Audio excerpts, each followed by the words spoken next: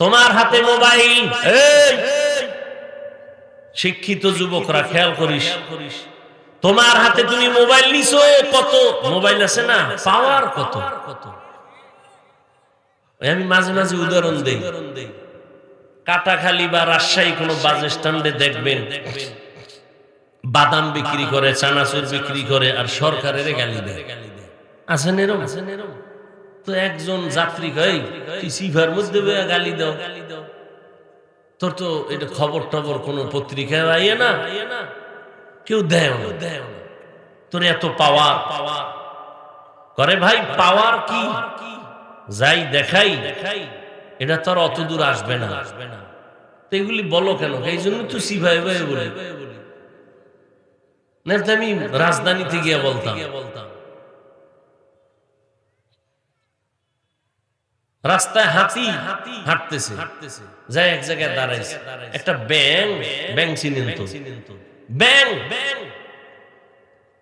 এটা হাতিরে লাথি মারতেছে, হাতিরে লাথি মার, ওটা ফাড়া দিলে ব্যাঙের রুশ থাকে না। একজনকে এই যে ব্যাঙের ভিতরে পাওয়ার কি দেখো তো, তদন্ত কমিটি করলো, খুঁজে টুজা দেখে ব্যাঙের পাশার ভিতরে আইয়ুব খানের পয়সা লাগানো। এই পাওয়ারে হাতির সাথে লাথি, ফাঁকে ফাঁকে ফট করে একটা লাথি, ফট করে একটা লাথি। এখন আবার বাঘ মারার কেউ যদি কয়, হাফিজ ভাই ঘটনাটা কোরআন শরীফের কত নাম্বার আয়াতে আছে, এরকম তারসেরা আছে, বহু তারসেরা বয়ে গেছে। মরাডারে মারো কেন, কয় লড়ে কেন, আছে না? কয় ভাই দাওয়াত, আলহামদুলিল্লাহ, কয় তোর বাড়ি, কয় নাউজুবিল্লাহ। মোবাইল হাতে নিছরে বাবা, চাইছো মোবাইল দিয়ে বড় বাহাদুরির সাথে রাস্তায় চলবা, কেউ দেখলেই মোবাইল হাতে নিছো, মোবাইলটা নিয়ে কত সময় কাটাচ্ছ, মনে চাইছে বাঁচবা অনেকদিন, আল্লাহর কসম, কসমের কথা বিশ্বাস না করলে তোমার ঈমান দুর্বল। মোবাইল যারা হাতে নিছো, তোমার মরণটা খুব দ্রুত রেডি থাকো, কারণ এই মোবাইল তোমার মরণ আর এক ফাঁদ। আমি বলি খালি শুন, চিল্লেস না। বাসায় গিয়া গুগলে সার্চ দিবি টাচ মোবাইলে শরীরের অঙ্গের কি কি ক্ষতি হয়। ওখানে আমগো হুজুর নাই, সব তোদের আপন কলিজার গার্ডিয়ান, অভিভাবক, চিকিৎসা বিজ্ঞানীরা ওখানে আছে, সব থিওরি দিয়া রাখছে। আমি বলি ওটা মিলাবি গুগলে গিয়ে, আজকে বলি, শুনতে থাক। সারা রাত এই মোবাইল চালাইয়া দরজা জানালা বন্ধ করে কি দেখছো? আমি হাফিজুর রহমান রাত্রে ঘুমাইতে পারি না। কেন?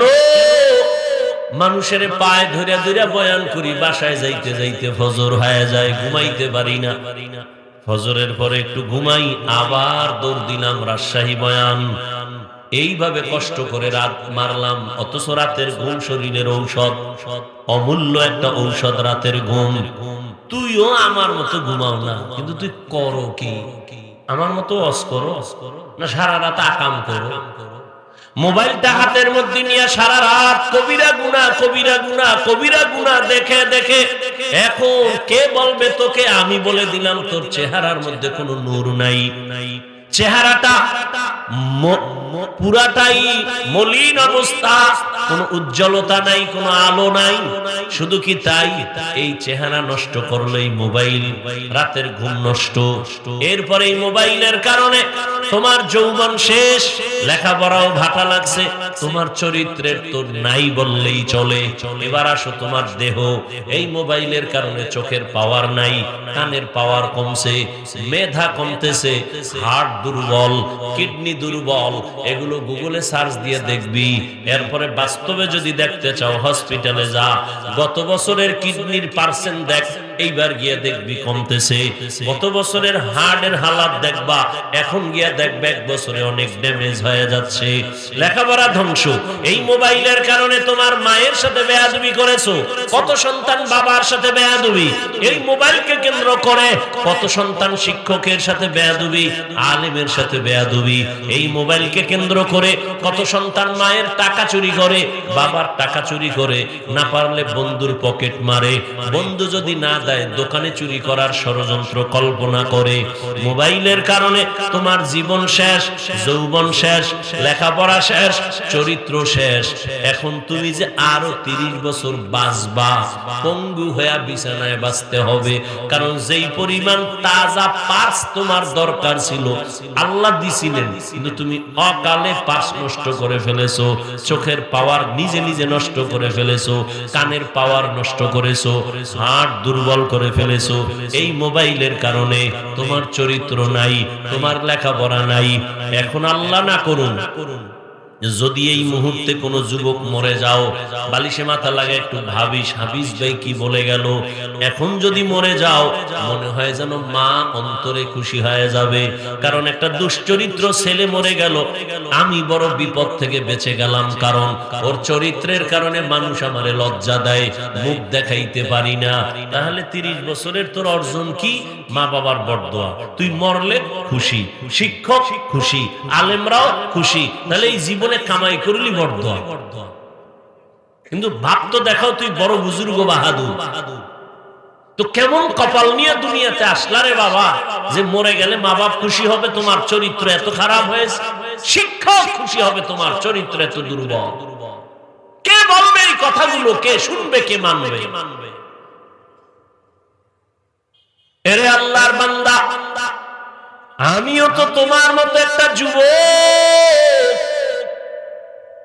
আমিও তো তোমার মতো পারতাম প্যান্ট শার্ট টাই লাগায় নাচ গান করতে, কেউ বাধা দিত না রে বাবা। এই যে আমি তোমাকে বয়ান করতেছি, একবারও কিন্তু বলি নাই আমি ঢাকার থেকে আসছি, আমি পাস করলিওয়ালা হুজুর, তুমিও পাস করলি দাও, না হয় তোমার কপাল খারাপ হয়ে যাবে। একবারও বলি নাই, ভয় করিও না, বলবো না। আমি কওমি মাদ্রাসার সন্তান, একবারও বলি নাই তুমি কওমি মাদ্রাসায় না পড়লে তুমি জাহান্নামে যাবে। আমি দাওয়াত ও তাবলীগের লাইনের সন্তান, আমি পীরের মুরিদ। আমি একবারও বলি নাই তুমি পীরের কাছে যদি না যাও, দাওয়াত ও তাবলীগে না যাও, তুমি জাহান্নামী হবে। একবারও বলি নাই। বরং আমি বুকে সাহস নিয়ে আমার কলিজার যুবকদের বলে যাই, শুনে রাখো, তুমি স্কুলে পড়ো আলহামদুলিল্লাহ, কলেজে পড়ো আলহামদুলিল্লাহ, চাকরি করো, ব্যবসা করো, ধন্যবাদ, দোয়া করে গেলাম। এতগুলো মানুষের আমিন ফেরত যাবে না, দোয়া করে গেলাম। তুমি একজন ডাক্তার হও, ইঞ্জিনিয়ার হও, প্রফেসর হও, ব্যবসায়ী হও, চাকরিজীবী হও, হুজুর হওয়া লাগবে না। আমগো দেশে হুজুরের অভাব নাই, মাওলানার অভাব নাই। যত মাদ্রাসা, ছাত্র অনেক বেশি, জায়গা নাই, ঘুমের জায়গা নাই, গোসলে কষ্ট, খানায় কষ্ট। স্কুল কলেজ বাদ দিয়া আমাদের মাদ্রাসায় এসে তোমাদের ভিড় জমানো দরকার নাই। বরং আমি হাফিজুর রহমান সারা দেশে বলি, আমার দেশে ডাক্তারের অভাব, ইঞ্জিনিয়ারের অভাব, প্রফেসরের অভাব। তবে ওই ডাক্তার আমি চাই না যেই ডাক্তার বেয়াদবি করিয়া তাসলিমের মতো জুতা খায়া পালাতে হবে। এই ডাক্তার আমাদের দরকার নাই। ওরে এমন প্রফেসর চাই না যে ঢাকা কলেজের প্রফেসর আহমদ শরীফের মতো কবরও হবে না। কেমন সান কফাইলে যে মরার পর কবর হয় নাই, কেউ যে জিয়ারত করবে এই কফালও আর নাই। নাম কত সুন্দর আহমদ শরীফ, কাম কত ঝামেলা। নাম সুন্দর তাসলিমা নাসরিন, কাজগুলো সব মারাত্মক। নাম কত সুন্দর হাসানুল হক, হ্যাঁ কত সুন্দর নাম। নাম কত সুন্দর রাশেদ খান, হ্যাঁ কত সুন্দর, কিন্তু কাজগুলো সব আপত্তিকর। তাসলিমা নাসরিন কত সুন্দর নাম, মুসলমানের ঘরে আইসা এমবিবিএস ডাক্তার পর্যন্ত হয়েছে। গবেষণা কইরা কইরা কয় নারীদের উপরে পর্দার আইন কেন? একচেটিয়া এটা নারীর উপরে জুলুম করেছে, আল্লাহ বড় জালেম। নাউজুবিল্লাহ আসে না? এরে পর্দার আড়ালের আম্মা জান, ও আমার যুবক, দুনিয়াতে তোমার আমার কাজ একটা ইবাদত। তুমি ডাক্তার হও, ডাকাত হইও না। ইঞ্জিনিয়ার হও, আদর্শবান ইঞ্জিনিয়ার হইও। তাহলে দাম কেমন? বাগমারার রাজশাহী না, আমি কসম করে বলে গেলাম, লিখে রাখিস। আল্লাহর মোহাব্বত নিয়ে মা বাবার দোয়া, শিক্ষকের দোয়া আর উলামায়ে কেরামের নেক নজর দিয়া যদি ডাক্তার হতে পারো, বাংলাদেশের মধ্যে তোমার সুনাম ছড়াবে ইনশাআল্লাহ। আল্লাহ পারে না? এরকম সুনাম ডাক্তার নাই, এরকম সম্মানিত ইঞ্জিনিয়ার নাই, তাহলে তুমি পারো না কেন? কবি নজরুলের ইতিহাস পড়ো, কত গর্ব করো।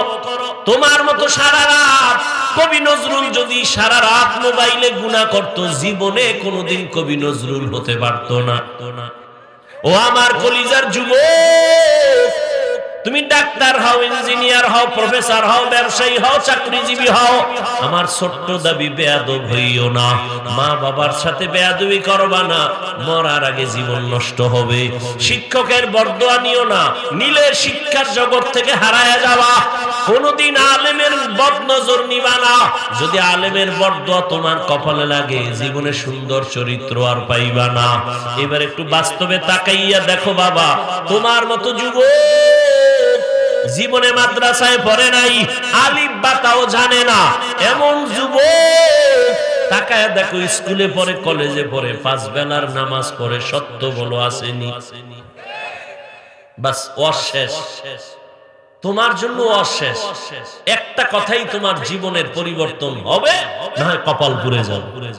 কপাল যদি পুড়ে যায়, আমি হাফিজুর রহমান কেন, মক্কা মদিনার ইমাম কেন, স্বয়ং রাসূল বয়ান করলেও কপাল খুলবে না।